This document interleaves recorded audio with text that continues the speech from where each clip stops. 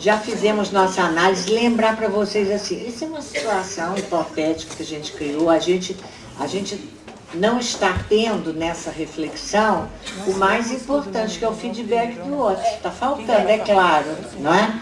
Mas, de qualquer maneira, o que a gente pretende é levantar questões que vão nos ajudar na reflexão das situações.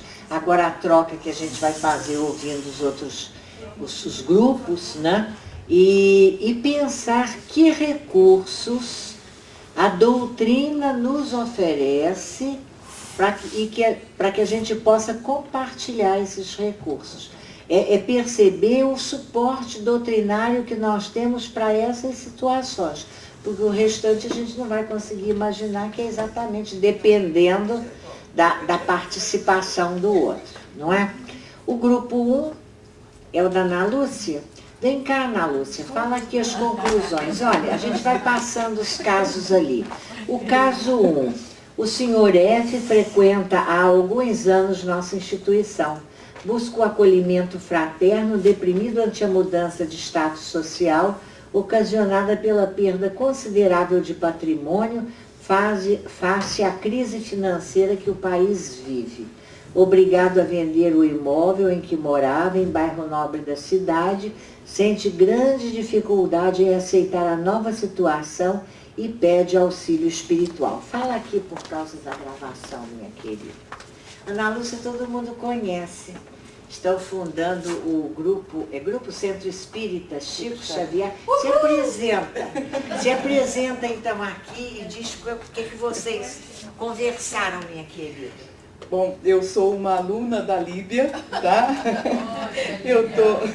Professora Líbia. Eu estou começando agora. Esse aqui é o meu primeiro atendimento fraterno. Eu nunca fiz isso. Então, tive muito a ajuda dela, tá? Então a gente vai tentar passar o que ela nos ensinou agora. Conversamos, Bom, o que nós estudamos ali foi mais ou menos isso. A gente, como ele já tem o conhecimento espírita, a gente vai precisar questionar ele se ele teve algum problema, se ele ocasionou essa perda financeira dele, tá? Ou se realmente foi a crise. Porque se ele não teve responsabilidade disso, 60%, 80% da população do mundo está passando isso agora. Então, ele precisa começar a questionar isso. Eu acho que a gente vai ter que questionar mais, ouvir ele falar mais, deixar ele desabafar, porque ele está deprimido com essa situação. E a gente vai ter que perguntar para ele o que traz felicidade para ele, tá? Para ele começar a tentar sair dessa depressão. Dizer que nós espíritas sabemos do conceito da pobreza e da riqueza. O porquê que a gente tem uns que nascem ricos e outros que nascem pobres, tá? E tentar perguntar para ele se ele deprimido, ele vai conseguir sair dessa questão dele, desse problema que ele tem. Eu acho que, mais ou menos resumindo, é isso. Ouvir muito nessa situação, porque ele está em depressão. Não adianta a gente dizer, eu passei por isso também, eu também. Mas ser pobre é bonzinho. Não. Ele não vai conseguir entender. Então a gente vai ter que trabalhar isso para levantar a felicidade para ele. De repente, me passou na cabeça que talvez ele indo morar em algum lugar menor, já que ele está vendendo o imóvel, será que ali não é uma comunidade que os espíritos estão colocando ele para trabalhar melhor, tá?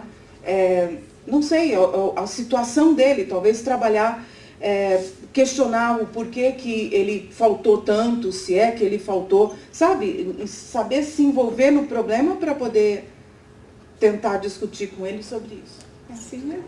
A Ana Lúcia questionou o grupo se seria o caso de indicar para esse senhor o trabalho em favor da comunidade como um recurso de ajuda para ele. O que vocês acham? É fazer. Se ele foi morar num lugar mais simples, será que lá ele não poderia ajudar? Eu acho que seria muito útil. E você acha que nesse momento, essa condição dele, ele teria condição de fazer esse trabalho? Isso é uma questão que a gente tem que observar. Muitas vezes nós conversamos com o grupo, obrigada, Ana Lúcia, falando sobre isso. A gente tem que ter cuidado com a orientação, porque nós temos essa tendência. Aliás, quando se analisarmos cuidadosamente o capítulo Fora da Caridade Não Há Salvação, talvez a gente modifique um pouco esse ponto de vista que temos na casa espírita. A pessoa chega, ela não está bem e a gente diz para ela, vai trabalhar em favor dos pobres. Vamos generalizar. Gente, o pobre que está na sua frente não está dando conta dele. E a gente manda ele trabalhar em favor do outro. Isso vai acontecer no processo. Mas é preciso que ele tenha um mínimo de segurança, de equilíbrio. Senão ele não vai ajudar o outro, ele vai atrapalhar. Ele vai chegar e ele vai entrar num processo de sintonia com o sofrimento do outro, ao invés de ajudá-lo. Então há que ter cuidado nessa recomendação. É como muitas vezes nas casas espíritas a pessoa não chega bem e a gente diz, não, vai trabalhar com as crianças, que as crianças te alegram. Pobrezinha das crianças. Vão ser as terapeutas. Tem paciência, a gente não pode botar uma pessoa que não está bem, não está saudável emocionalmente, para trabalhar com crianças, para trabalhar. Ela vai precisar primeiro o quê? Vir receber. E depois, no processo de esclarecimento, ela vai sendo chamada a pequenas tarefas e tudo mais. Tá bom? Caso 2, vamos lá. Quem é? Vem, minha linda. Iracema. Não vou perguntar qual é o seu centro, não, tá? É aqui, todo mundo sabe. Olha cá o caso dela, lê ali. O casal L busca o acolhimento fraterno, impactado com a revelação de sua única filha estar apaixonada por uma amiga de colégio. Aconteceu, fui eu mesma que atendi esse casal. Argumentam não ter preconceito. Isso aqui já surge no diálogo, não é? Mas justificam sua preocupação pelo fato de que não querem ver a filha sofrer porque o mundo é preconceituoso. Sentem-se culpados, um outro aspecto, alegando terem falhado na educação da jovem, que dá aí uma pista da cabecinha do olhar deles, quando eles trazem para eles. Vamos lá, querida Iracema. Bom, o que nós analisamos é assim, tentar passar para os pais que eles não falharam na educação da filha, porque a educação não tem a ver com a sexualidade da escolha da filha. E tentar passar para eles como foi falado, que nós somos espíritos imortais. Tentar passar para ele que uma vida nós vemos um sexo e outra vida nós vemos um sexo diferente. E isso, quando eles vieram para essa vida, já teve um planejamento na vida espiritual, então eles já sabiam que iam enfrentar essa situação.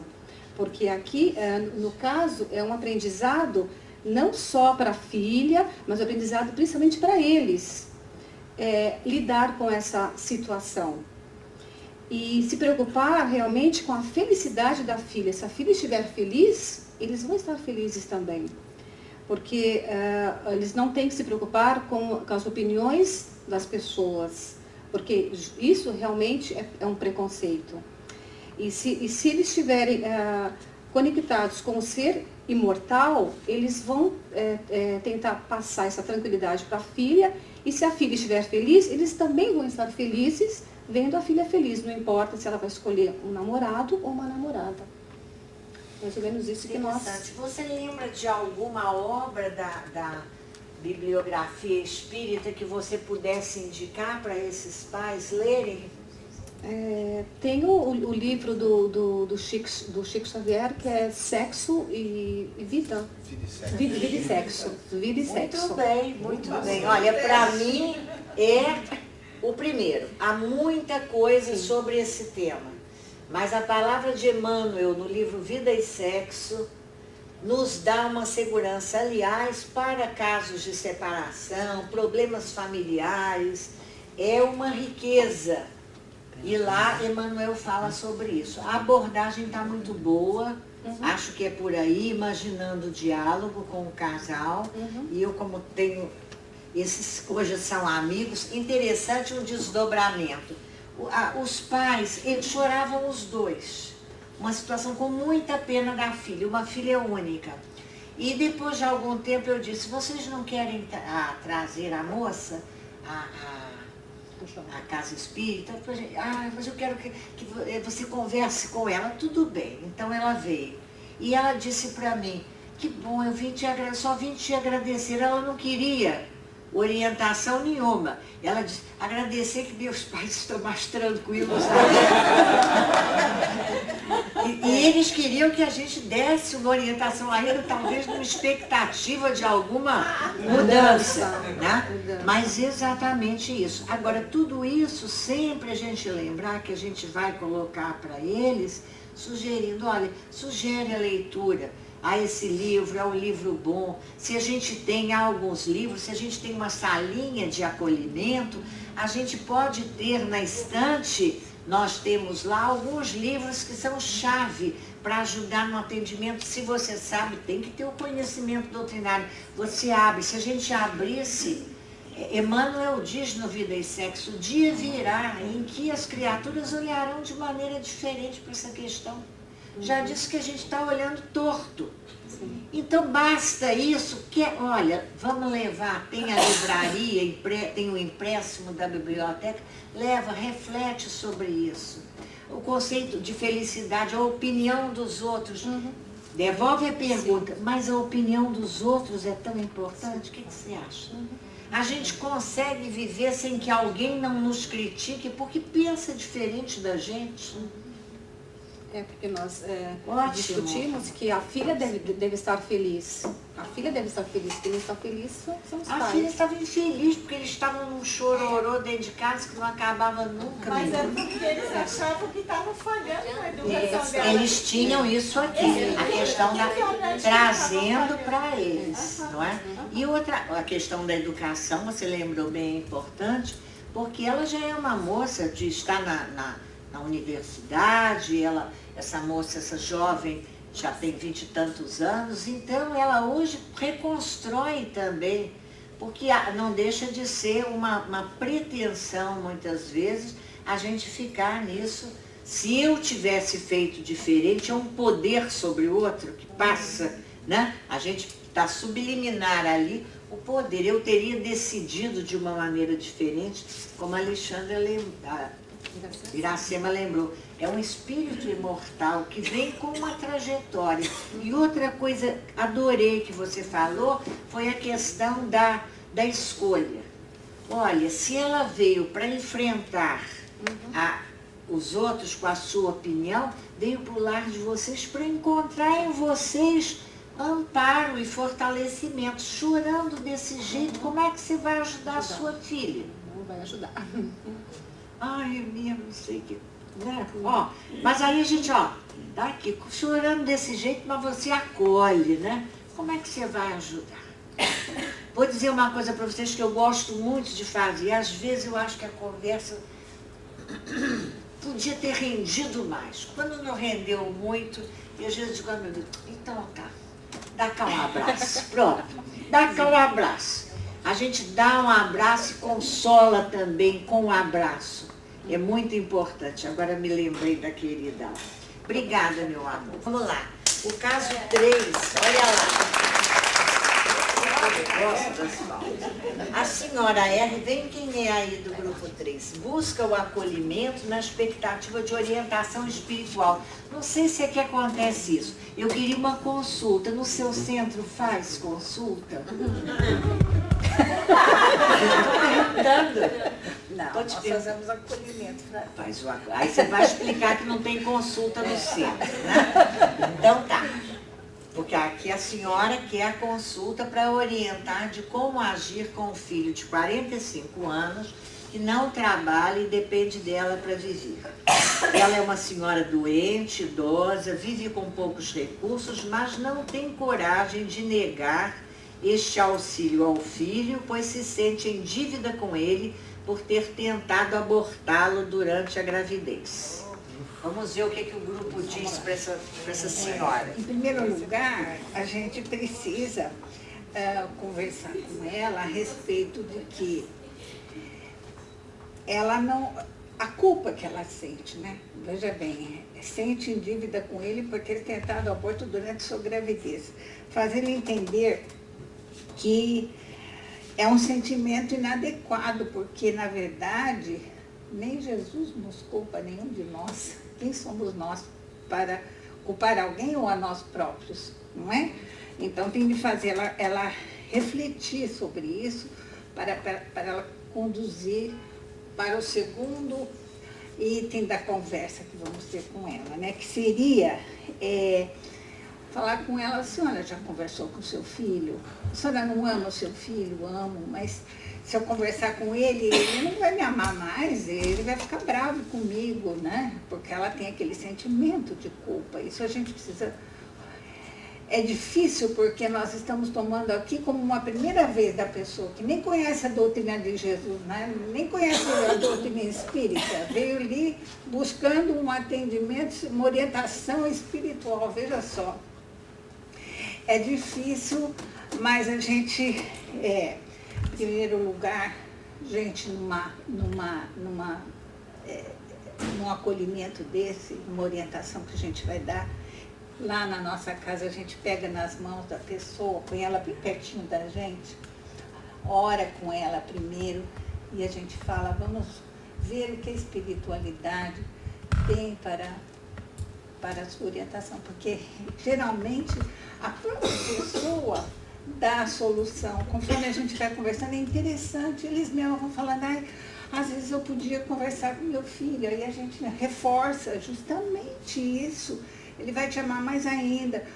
Não precisa ofendê-lo. Conversa com ele de uma maneira calma, tranquila, buscando fazê-lo entender que enquanto a senhora está doente, necessitada, que o seu recurso material é pouco, né? E devagar, não é de um dia para o outro, porque às vezes ele pode também se revoltar e tem que explicar isso para ela, né?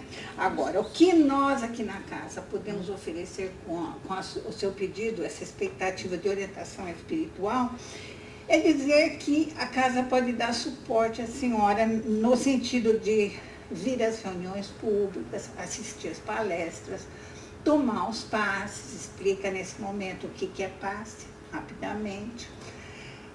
A gente lá dá algumas mensagens para a pessoa, né? A senhora tem o poder de adquirir a aquisição de um evangelho, né? Segundo o Espiritismo, às vezes a pessoa fala que não tem esse poder, a gente oferece um evangelho e fala, faça no seu caso. Lá na casa a gente já dá um papelzinho explicando como que faz o evangelho no lar. E aí, depois que ela está calma, tranquila, pega na mãozinha de novo, ora e dá aquele abraço gostoso. Como é seu nome? Jane Espírito Santo. Jane, qual é o centro? Caridade Cristã, que está precisando de uma orientação espiritual.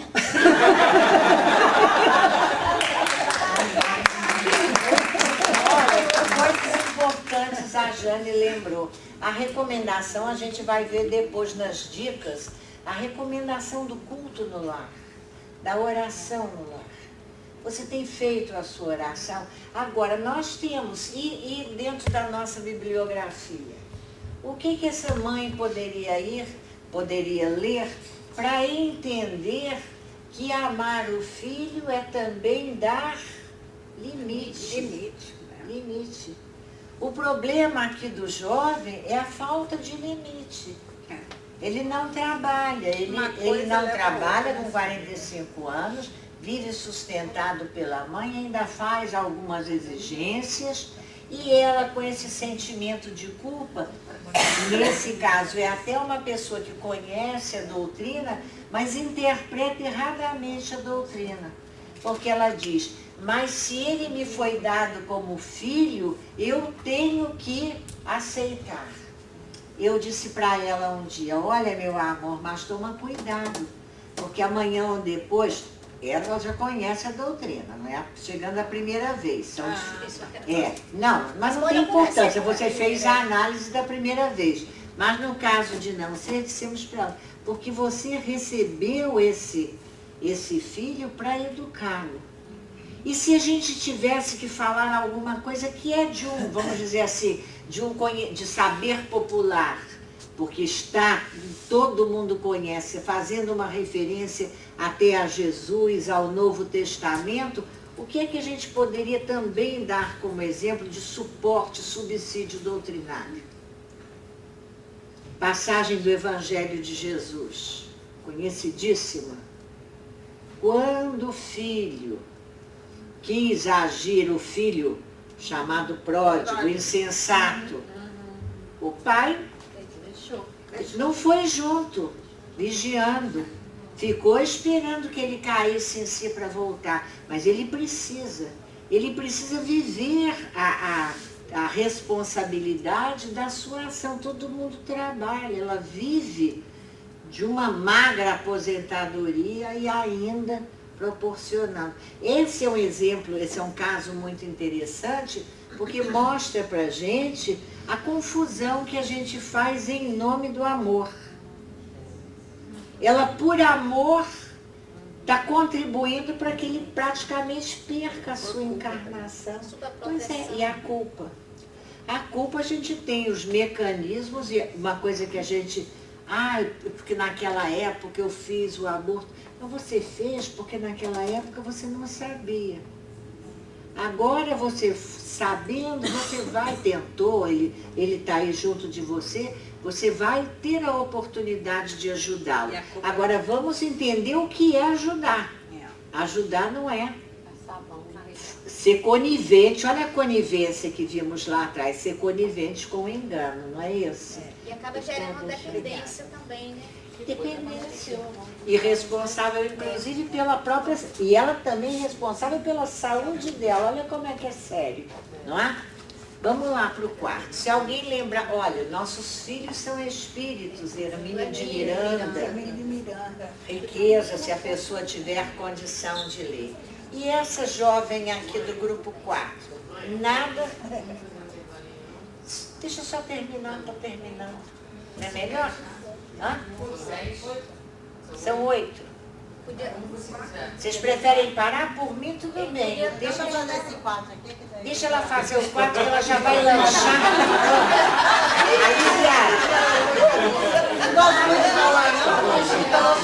Olha, ela diz para nós que os espíritos obsessores tiram os amores da vida dela. E você diria o que para ela? Você é a... Marta. Marta, de onde, Marta? Do Chico Xavier. Sou, menina. Esse centro é forte, hein? Cheio de gente. Vamos lá. Então, nós concluímmo aqui, não tanto no caso afetivo dela, mas sim pela falta de conhecimento espiritual que a levou... Dá uma lida no caso antes. Ok, dá uma lida no caso? Pode. A jovem M, Marta, busca o acolhimento, alegando que nada dá certo em sua vida afetiva. Seus relacionamentos amorosos terminam muitas vezes sem justificativas para ela. Alguém lhe disse da necessidade de buscar o recurso dos passes para afastar os espíritos obsessores que não desejam sua felicidade. E aí? Então, o passe não cura, nós sabemos disso. Ajuda. Começou bem. Olha, passe não é bem para isso, né? Exatamente. Mas vamos lá. Então, nós aproximaríamos dela e diríamos o seguinte: o passe vai ser muito bom para você, mas não vai resolver esse seu problema. Nós indicaríamos as palestras, mais frequência no centro, com certeza, e com isso possivelmente ajudaria ela com o tempo, né, o conhecimento espiritual. E também nós chegamos à conclusão de que não diríamos para ela que a pessoa que indicou ela falou a coisa errada. Sim. Nós ouviríamos mais porque nos parece que ela está necessitada de um ouvido e seguindo as suas instruções, não falaríamos muito, apenas deixaria que ela... Mas a senhora não acha que tem algum espírito inimigo meu querendo, afastando essas pessoas do meu caminho? O que a senhora acha? Se tiver um espírito, venha nos visitar mais vezes, leia mais. Eu não saberia o que indicar, mas venha mais vezes para cá. E com a oração e com a fé, esse espírito vai sair de você. E se você veio nessa vida para encontrar um amor de verdade, que vai ser a sua alma gêmea, vai acontecer no tempo dele. Bom, aí você já fez uma promessa de alma gêmea. Como é que o negócio tem? Mas eu coloquei um sim. Sim. Agora quem já vai me falar consulta sou eu. Eu quero saber dessa história de alma gêmea. Eu estava brincando. Não, mas tem que prestar atenção, né? Eu falei uma coisa do meu grupo também que eu não perguntaria também por que ela acha, investigaria por que ela acha que termina esses relacionamentos. Ouviria o que ela acha em termos de vários relacionamentos e sempre está... Há certas situações que a gente tem que trazer também para a realidade, falar um pouco, olha, os relacionamentos terminam por falta de compatibilidade, interesses diversos, né? Por que foi? Você firmou uma posição, aí vai, se é o caso de conversar, mas você tem que trazer para uma realidade. Analisar, você já analisou as situações que você viveu, né? São situações que se repetem, às vezes são situações que se repetem e a dificuldade, você sente em você alguma dificuldade de relacionamento. Há uma outra pergunta que eu acho muito importante, né? E por que para você a felicidade, como ela diz, os espíritos, o relacionamento impede a felicidade, mas a felicidade está só nisso?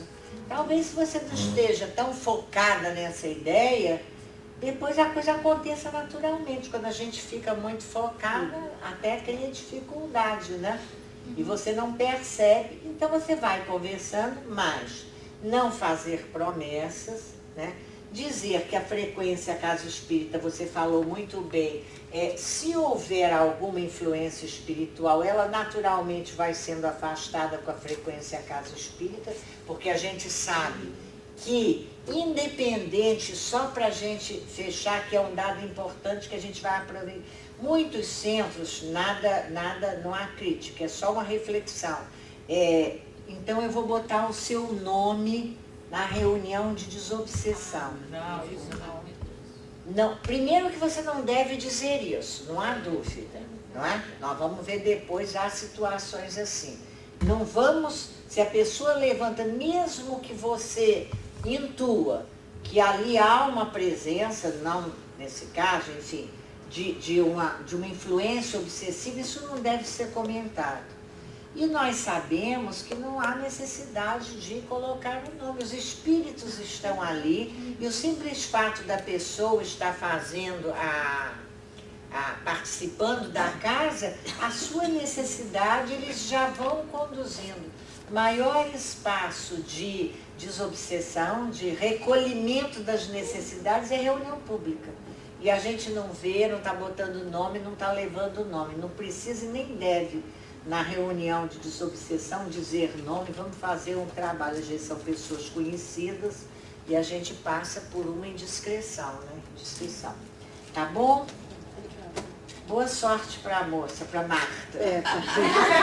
E será boa sorte para Marta, hein, Iracema? Não. Marta. Ah, você é Marta? Então, Marta. Honestamente? Honestamente. Eu acho que é trabalhar na casa, participar, conhecer mais. Conhecer mais a doutrina. A doutrina, uma vez que você conhece, os problemas ficam mais fáceis. Marta, aqui aqui nessa casa tem a fama de ser uma casa casamenteira. Ai, Manda ela pra cá. Com essa, Brincadeira. vamos então a gente lancha e depois a gente termina.